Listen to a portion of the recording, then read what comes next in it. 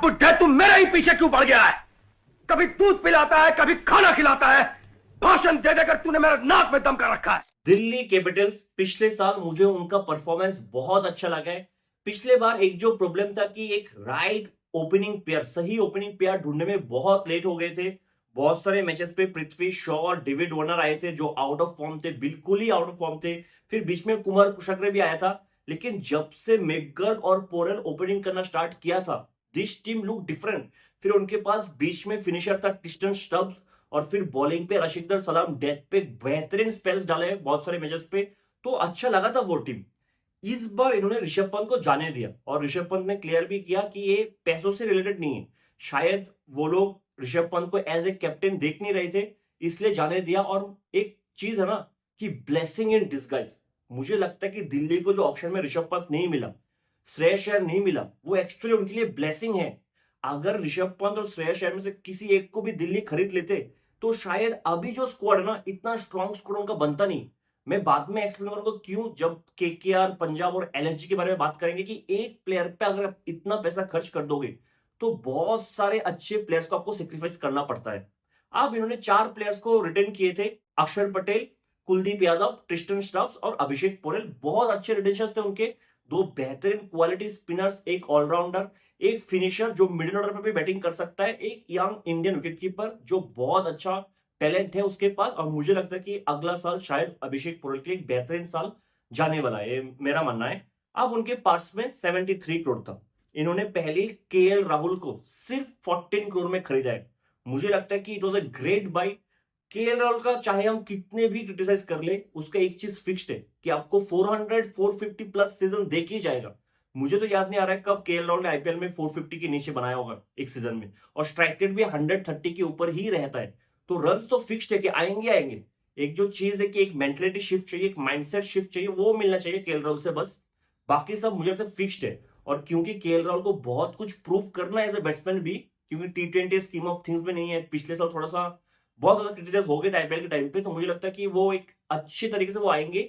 लेकिन अगर आप मुझे पूछोगे कि कैप्टन किसको होना चाहिए, I think I will go with अक्षर पटेल।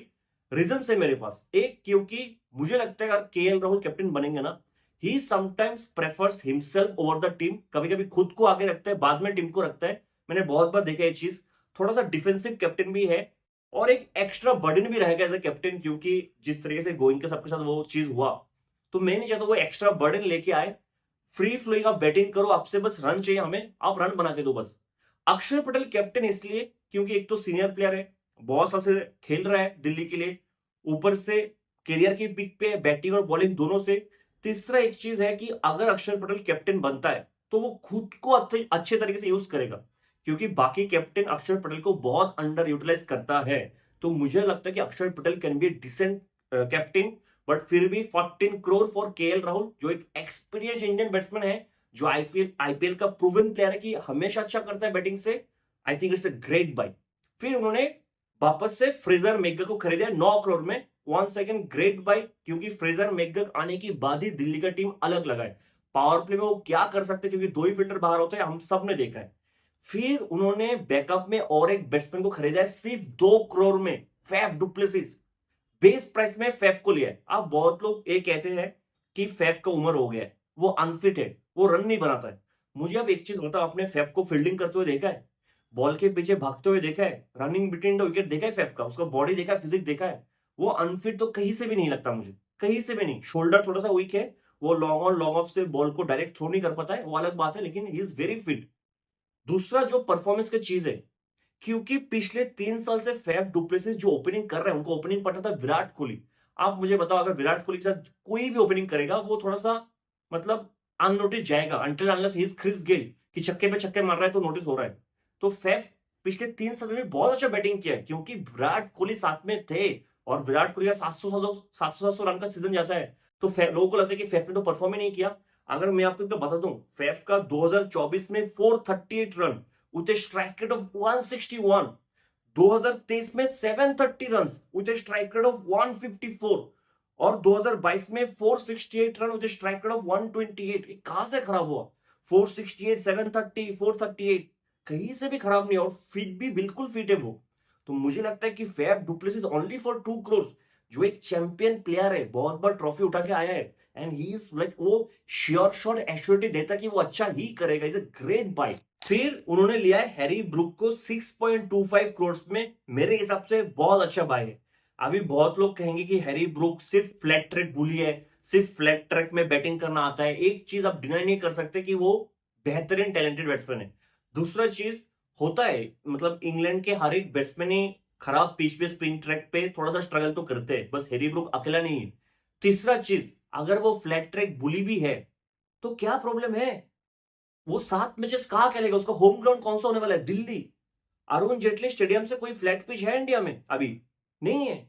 अगर 14 मैच से 7 मैच वो फ्लैट ट्रैक में खेलेगा और रन बना के देगा, तो आई एम हैप्पी कि अब मैंने फ्लैट ट्रैक बुली को लिया है। और आईपीएल में कौन से पिचेस फ्लैट ट्रैक नहीं होता है, आप बता दो। चेपोक का छोड़ दो, एकाना छोड़ दो, अभी तो उन दोनों पिच में भी रन आ रहा है। बाकी हर एक पिच फ्लैट ही है। ईडन गार्डन में रन आ रहा है, ऐसा हैदराबाद वाली ग्राउंड में रन आ रहा है, चिन्ना स्वामी है, मतलब हर एक, शायद जयपुर में तो रन नहीं आ रहा, लेकिन हर एक ट्रैक फ्लैट ही है। तो अगर हमने 6.25 करोड़ से दिल्ली ने एक फ्लैट ट्रैक बुली को खरीदा है, तो मेरे हिसाब से ग्रेट बाय है। बहुत सोच समझ के खरीदा होगा कि फ्लैट ट्रैक में आईपीएल होने वाला है, मारो जाके। 6.25 करोड़ के लिए Harry Brook is a great buy once again. Last year खेल नहीं पाए थे because his grand mom passed away, but current form भी तो देखो उसका। पाकिस्तान में 300, अभी कल न्यूजीलैंड के अगेंस्ट, जिस न्यूजीलैंड से, मतलब न्यूजीलैंड के अगेंस्ट हमारे बैट्समैन खेल नहीं पा रहे थे, उनके अगेंस्ट 171 मारा है कल।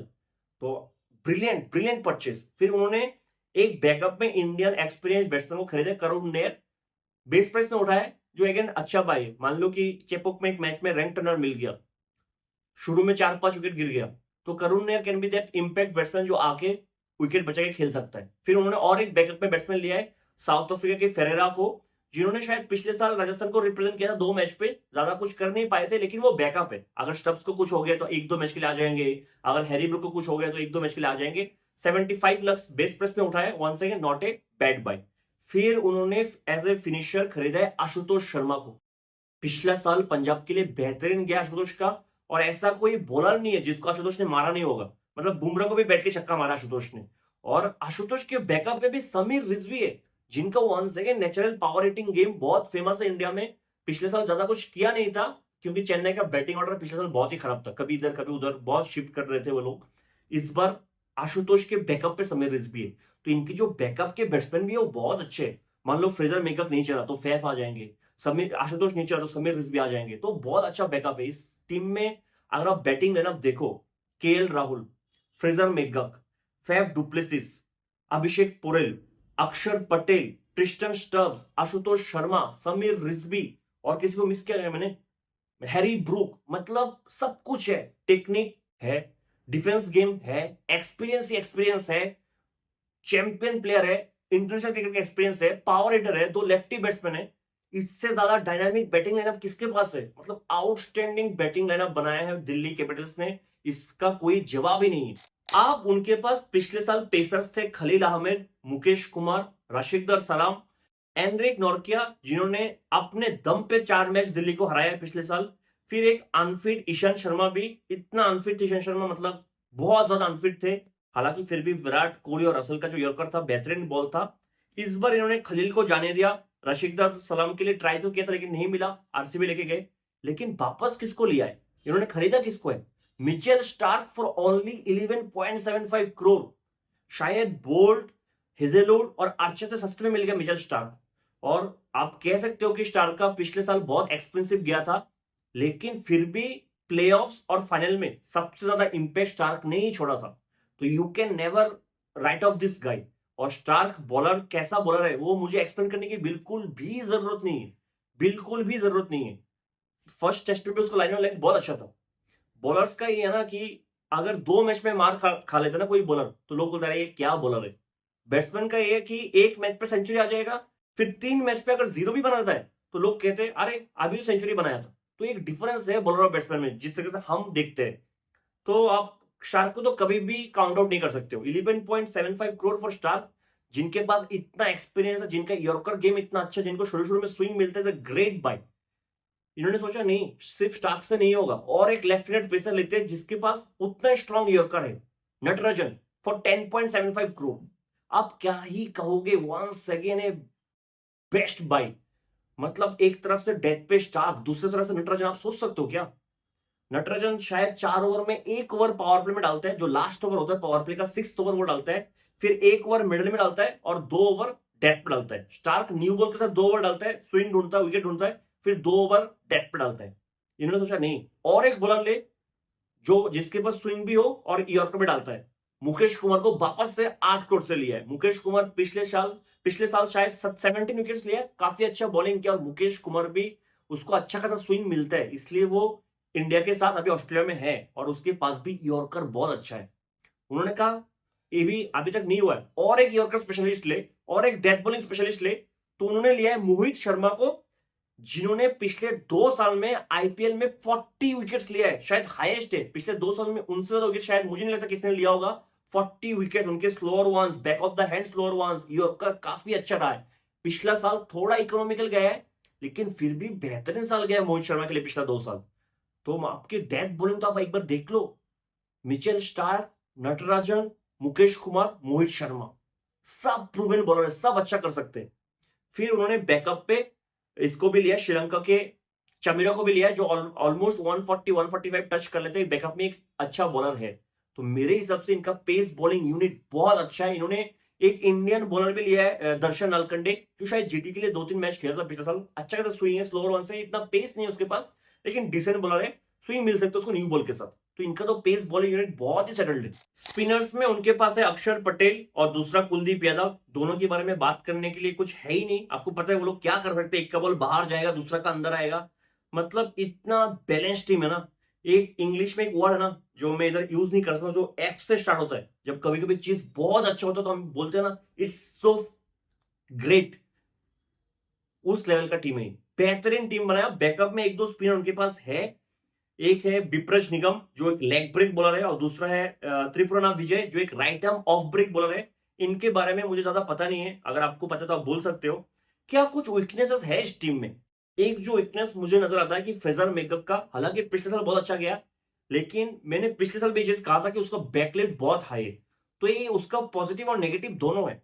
और जिस तरीके से उसने इंटरनेशनल क्रिकेट में परफॉर्म किया रिसेंटली, मतलब जो मैं देख रहा था, वो बॉल चून के आउट होता है कि जितना ज्यादा खराब बॉल उस बॉल पे वो आउट होता है, तो एक प्रॉब्लम है इधर। लेकिन मैं फ्रेजर मैकगक से ज्यादा एक्सपेक्टेशन नहीं रखता हूं। मैं चाहता हूं कि वो बस 6 ओवर खेल के दे, बस पावर प्ले पूरा खेल ले वो, और कुछ नहीं चाहिए।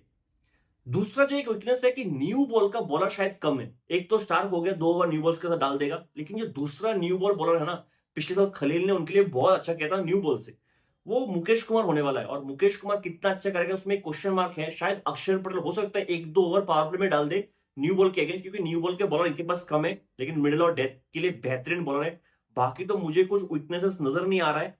एक बार प्रोबेबल प्लेइंग 12 बना के देख लेते हैं। मेरे 2 ओपनर्स होंगे फ्रेजर मैकगर्क और अभिषेक पोरेल। नंबर 3 पे केएल राहुल, 4 पे हैरी ब्रूक, 5 पे अक्षर पटेल, 6 पे स्टब्स, 7 पे आशुतोष शर्मा, 8 पे स्टार्क, 9 पे कुलदीप, 10 पे मुकेश, 11 पे नटराजन और 12 पे मोहित शर्मा।